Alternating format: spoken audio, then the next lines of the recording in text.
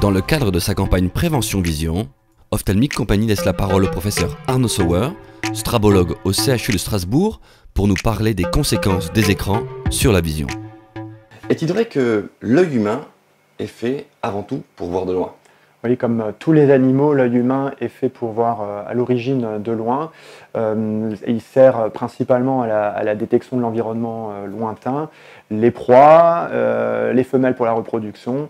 Et ce système-là, aujourd'hui, est complètement inversé, puisque la vision de loin n'est plus vraiment utilisée au quotidien.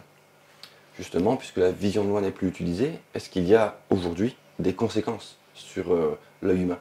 Alors, elles sont nombreuses parce qu'en fait, la vision de près nécessite un effort. C'est pas la vision naturelle, comme on vient de le dire à l'instant. C'est une vision qui nécessite un effort dit d'accommodation. Cette accommodation, elle consiste à faire bomber le cristallin.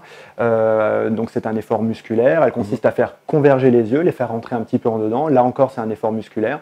Et cet effort-là, il n'est pas sans conséquence lorsqu'il est répété à longueur de journée, notamment avec le travail de près et plus spécifiquement le travail sur les écrans qui touche aujourd'hui tout le monde. D'accord, vous dites pas sans conséquence, est-ce que ça veut dire qu'on peut quand même entendre par là qu'il pourrait en découler un problème grave, ou est-ce qu'on peut finir par s'y habituer? Alors, l'habituation va être compliquée parce que ce n'est pas du tout prévu pour. C'est comme si on vous demandait de courir un marathon tous les jours. L'entraînement va vous permettre de le supporter, mais tout le monde n'y arrivera pas.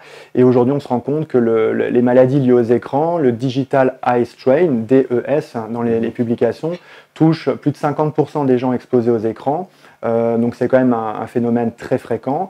Et parmi ces 50%, c'est des plaintes quotidiennes pour les patients, notamment qui passent plus de 4 heures par jour sur écran, ce qui est l'immense majorité. C'est 70% des patients aujourd'hui qui passent plus de 50% de leur temps sur écran. Les chiffres que vous donnez sont assez impressionnants. Du coup, on peut se demander, est-ce qu'on peut s'en prémunir? Est-ce qu'il y a des solutions aujourd'hui viables et crédibles qui nous permettent justement de contrecarrer cet effet néfaste? Alors oui, il en existe beaucoup. Alors la première, ce serait tout simplement de supprimer les écrans, mais je crois que le monde n'est pas fait comme ça et qu'on ne pourra pas revenir en arrière. La deuxième, c'est de faire désaccommoder les patients, c'est de leur dire toutes les 20 minutes, il faut fixer pendant 20 secondes un point à l'infini, donc vraiment soulager l'effort accommodatif, regarder de loin, comme la position naturelle de l'œil le voudrait.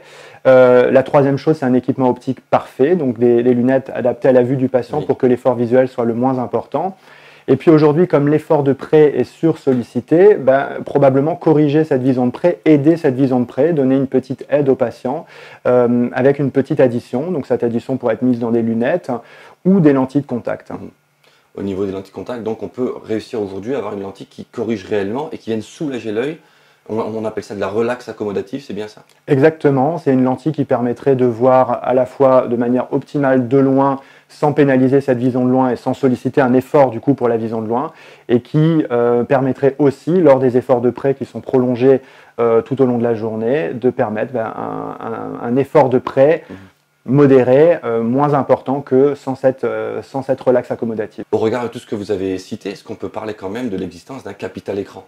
Alors très probablement, les études récentes montrent qu'il existe ce qu'on pourrait appeler le capital écran, c'est-à-dire que la probabilité de développer le Digital Eye Strain, les symptômes liés aux écrans, augmente avec la durée d'exposition, donc au-delà de 2 heures par jour.